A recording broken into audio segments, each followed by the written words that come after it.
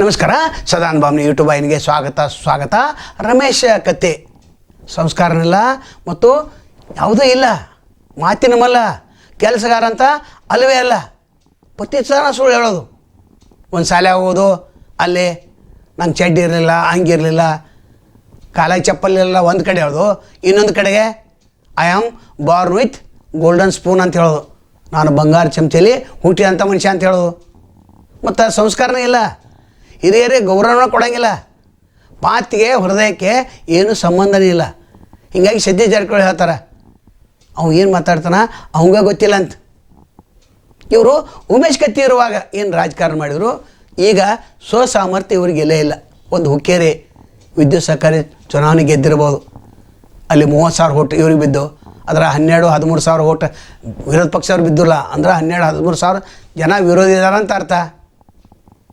ನಂತರ ಹಳದಿ ಕುಂಕುಮ ಕಾರ್ಯಕ್ರಮ ಹೊಡೆದು ಅಲ್ಲಿ ಒಂದು ಸಂಸ್ಕೃತಿ ಬಗ್ಗೆ ಹೇಳೋದು, ಸಂಸ್ಕಾರ ಬಗ್ಗೆ ಹೇಳೋದು, ಭಾರತದ ಧರ್ಮ ಬಗ್ಗೆ ಹೇಳೋದು, ಕುಬ್ಸಕ್ಕೆ ಹೋಗೋದು, ಅಲ್ಲಿ ಒಂದು ಬೇರೆ ನಮ್ಮನ್ನ ಹೇಳೋದು, ಸಭೆ ಸಮಾರಂಭಗಳು ಕಂಡ್ರೆ ಜನರನ್ನು ಕಂಡ್ರೆ ದಾರು ಹೆಂಗೆ ಕುಡಿಸಿರ್ತಲ್ಲ ಮಂಗ್ಯಾಗ ಹಂಗೆ ಮಾತಾಡೋದು. ಅಂದರೆ ಏನು ತಾಳಿಲ್ಲ, ತಂತಿಲ್ಲ, ಮತ್ತು ₹1 ಕಿಶಾಗಿನ ತೆಗೆದು ಸಮಾಜ ಮಾಡೋದು ಗೊತ್ತಿಲ್ಲ, ಮತ್ತು 2ನೇ ಹಂತದ ನಾಯಕರನ್ನ ಬೆಳೆಸಿಲ್ಲ. ಇವರಾಯಿತು, ಇವ್ರ ಮಕ್ಕಳಾಯ್ತು, ಇನ್ನು ಮೊಮ್ಮಕ್ಕಳನ್ನ ತಯಾರು ಮಾಡೋರು. ಅಂದರೆ 2ನೇ ಹಂತದ ನಾಯಕರೂ ಬೆಳೆದಿಲ್ಲ, ಬೆಳೆನೂ ಬಿಡೋಂಗಿಲ್ಲ, ಮತ್ತು ಅಸೂಯೆ ದೊಡ್ಡ ತುಂಬೈತೆ. ನಂತರ ಯೂಟ್ಯೂಬ್ ಚಾನಲಲ್ಲಿ ಹೇಳೋದೊಂದು ಬೇರೆ, ನಾವು ಪರಿಶ್ರಮದ ಪಟ್ಟು ನಾವು ಈ ಹಂತಕ್ಕೆ ಬಂದೀವಿ ಅಂತ ಹೇಳೋದು. ನಂತರ ಇನ್ನೊಂದು ಯೂಟ್ಯೂಬ್ದಲ್ಲಿ ಒಂದು ಕತ್ತಿ ಬಂದಿತ್ತು, ಕತ್ತಿ ಬಂಗಾರ ತೊಗೊಂಬಂತು, ಆ ಬಂಗಾರ ಮಾಡಿ ನಾವು ಶ್ರೀಮಂತ, ಇನ್ನೊಂದು ಕತ್ತೆಯಲ್ಲಿ ಒಟ್ಟು ಏನಾದರೂ ಒಂದು ಹೇಳೋದು. ಅಂದ್ರೆ ಹುಂಬತನವನ್ನು ಇವ್ರು ಮಾಡ್ತಾಯಿದ್ದಾರೆ. ಹೀಗಾಗಿ ರಾಜಕಾರಣ ಅಂತ ಅಲ್ಲವೇ ಅಲ್ಲ. ಇನ್ನು ಹಿರಿಯರು ಬಂದರೆ ನಮಸ್ಕಾರ ಮಾಡಿದರೆ ಏನು ಒಳ್ಳೆ ನಮಸ್ಕಾರನೇ ಇಲ್ಲ, ಮತ್ತು ಹುಂಬು ಮಾತು, ಪ್ರತಿಯೊಂದು ಕ್ಷಣ ಹುಂಬು ಮಾತು, ಸಂಸ್ಕಾರ ಇಲ್ಲದವ್ರಿಗೆ ಇದಾಗ್ತೈತೆ. ಅದು ಕೇವಲ ಸುಳ್ಳು ಭರವಸೆಯನ್ನು ಕೊಡ್ಕೊತಾನೆ ಹೋಗೋದು. ಅದು ಅಲ್ಲದೆ ಇನ್ನೊಬ್ಬರ ಬೆಳವಣಿಗೆ ಸಹಿಸ್ಕೊಂಡು ಸುಮ್ಮನೆ ಇರಲಿಕ್ಕೆ ಸಾಧ್ಯನೇ ಇಲ್ಲ, ಆಗ್ತಾನೇ ಇಲ್ಲ. ಇನ್ನು ಸಕ್ಕರೆ ಫ್ಯಾಕ್ಟ್ರಿ 600 ಕೋಟಿ ಲಾಸ್ ಮಾಡಿದರು, ಇವ್ರ ಕೈಯಾಗನೇ ಇತ್ತು. ಲಾಸಿಗೆ ಕಾರಣ ಕೇಳಿದ್ರೆ ಸಕ್ಕರೆ ದರ ಕಡಿಮೆ ಬಿತ್ತು, ಕಬ್ಬು 1,000 ಕಡಿಮೆ ಬಂದರು, ಕಬ್ಬು ಕಡಿಮೆ ಕಳಿಸಿರು, ಏನೋ ಒಂದು ಕೊಟ್ಟಿನಪ್ಪ ಹೇಳೋದು. ಹಾಗಾದ್ರೆ ಇವರು ಪ್ರೈವೇಟ್ ಸಕ್ಕರೆ ಕಾರ್ಖಾನೆ ಅದು ದೊಡ್ಡ ಪ್ರಮಾಣದ ಲಾಭದಲ್ಲಿದೆ. ವಿಶ್ವರಾಜ್ಯ ಸಕ್ಕರೆ ಕಾರ್ಖಾನೆ ದೊಡ್ಡ ಲಾಭದಲ್ಲಿದೆ, ಮತ್ತು ಇದು ಹೆಂಗೆ ಲಾಸ್ದಾಗ ಬಂತು ಅದು ಹೇಳೋಂಗಿಲ್ಲ. ಅಲ್ಲಿ ಕಬ್ಬು ಹೆಚ್ಚು ಬರ್ತೈತೆ ಅಂತ ಹೇಳ್ಬಿಡೋದು. ಅಲ್ಲಿ ಅತ್ಯಾಧುನಿಕ ತಂತ್ರಜ್ಞಾನದಿಂದ ಇದು ಮಷಿನ್ಗಳನ್ನು ಕುಡಿಸಿವಿ ಅಂತೇಳಿ ಅಲ್ಲಿ ಹೇಳೋದು. ಒಟ್ಟಾರೆ ಹೇಳೋದೊಂದು ಮಾಡೋದೊಂದು. ಮತ್ತು ಇವ್ರ ಮಾತಿನಲ್ಲಿ ಹಿಡಿತಾನೇ ಇಲ್ಲ, ಸತ್ಯ ಅಂತ ಇಲ್ಲೇ ಇಲ್ಲ. ಮತ್ತು 1,000 ಕೋಟಿ ಸರ್ದಾರ, ಆದರೆ ನಾವು ಸ್ವಂತ ಹಣದಿಂದ ನಾವು ಮೇಲೆ ಬಂದೆ ಅಂತ ಹೇಳೋದು. ವಿಚಾರಣೆ ಇಲ್ಲ.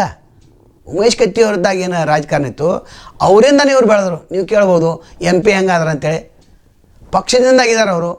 ಅವಾಗ ಮತ್ತು ಉಮೇಶ್ ಕತ್ತಿ ಅವರಿದ್ದರು. ಇವು ಸ್ವಸಾಮರ್ಥ್ಯದಿಂದ ಎಂದೂ ಆಯ್ಕೆ ಆಗ್ಲಿಕ್ಕೆ ಸಾಧ್ಯನೇ ಇಲ್ಲ. ಮತ್ತು ಸ್ವಾಭಿಮಾನ ಅಂಥೇಳಿ ಒಂದು ಹುನ್ನಾರ ಎಬ್ಸೋದು, ಆ ಸ್ವಾಭಿಮಾನದ ಹೆಸರಿನಲ್ಲಿ ಮತ ಪಡೆದು ಹುಕ್ಕೇರಿ ಜನ ಸ್ವಾಭಿಮಾನಿಗಳು ಹೊರಗಿನವ್ರು ಬರೋಕ್ಕೆ ಬಿಡೋಂಗಿಲ್ಲ. ಹೊರಗಿನವರು ಒಳಗಿನವರು 12-13 ಸಾವಿರ ಮತ ಹಾಕಿದ್ರಲ್ಲ ವಿದ್ಯುತ್ ಸಹಕಾರ, ಹೊರಗಿನವ್ರು ಬಂದು ಮತ ಹಾಕಿದ್ರೆ, ನಿಮ್ಮವ್ರು ಹಾಕಿದ್ರಲ್ಲ.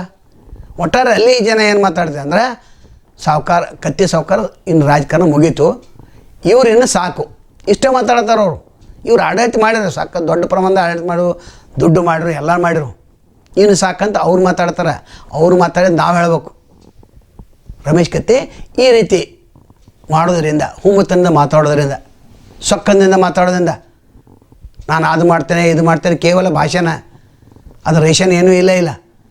ಹೀಗಾಗೋದ್ರಿಂದ ಇವರು ತಮ್ಮ ರಾಜಕೀಯ ಏನು ಒಂದು ಭವಿಷ್ಯ ಇದೆ, ತಮ್ಮ ಕಾಲ ಮೇಲೆ ತಾವ ಕಲ್ಲು ಚೆಲ್ಕೋತಾರೆ. 2028 ಚುನಾವಣೆ ನೋಡಲ್ಲ, ಅಲ್ಲಿ ರಾಹುಲ್ ಜಾರಕಿಹೊಳಿ ಎಂಟ್ರಿ ಆದ್ರೆ ಗೆಲ್ತಾರೆ. ಇವರು ಬೇಕಾದಷ್ಟು ವೀರಾವೇಶ ಭಾಷಣ ಮಾಡಿದರು. ಅದಕ್ಕೆ ಸಜ್ಜೆ ಜಾರಕಿಹೊಳಿ ಹೇಳ್ತಾರಲ್ಲ, ಅವು ಏನು ಮಾತಾಡ್ತಾರೆ ಅವಾಗ ಗೊತ್ತಿಲ್ಲ ಅಂತ ಭಾಳ ಸಲ ಹೇಳಿದಾರೆ ಅವರು. ಇನ್ನು ಕರೆಯನ್ನು ಕಟ್ಟಿ ಕೊಡೋದು, ಇತಿಹಾಸವನ್ನು ಹೇಳೋದು, ಸುಳ್ಳು ಇತಿಹಾಸವನ್ನು ಹೇಳೋದು. ಹೀಗಾಗಿ ಈ ತಾಲೂಕಿನಲ್ಲಿರ್ತಕ್ಕಂಥ ಅಧಿಕಾರಿಗಳು ಇವರು ಕಿಮ್ಮತ್ತನ್ನು ಕೊಡೋದಿಲ್ಲ. ಹೀಗಾಗಿ ಅಧಿಕಾರಿಗಳ ಮೇಲೆ ಸಿಟ್ಟು ಬರ್ತಾರೆ ಅವರು. ಯಾಕಂದರೆ ಇವರು ಅಧಿಕಾರಿಗಳು ನಿಷ್ಠಾವಂತರಿದ್ದಾರೆ ಹೆಚ್ಚಾಗಿ, ಅಲ್ಲಿ ಇವರು ಸುಳ್ಳು ಕೆಲಸವನ್ನು ಹೇಳ್ತಾರೆ. ಹೀಗಾಗಿ ಇವರಿಗೆ ಮತ್ತು ಅಧಿಕಾರಿಗೆ ಆಗಿ ಬರೋದಿಲ್ಲ. ನಾಳೆ ಮತ್ತು ತಮ್ಮನ್ನು ಭೇಟಿ ಆಗ್ತೇವೆ. ಅಲ್ಲಿವರೆಗೆ ಎಲ್ಚಿವಾಗಲಿ. ನಮಸ್ಕಾರ.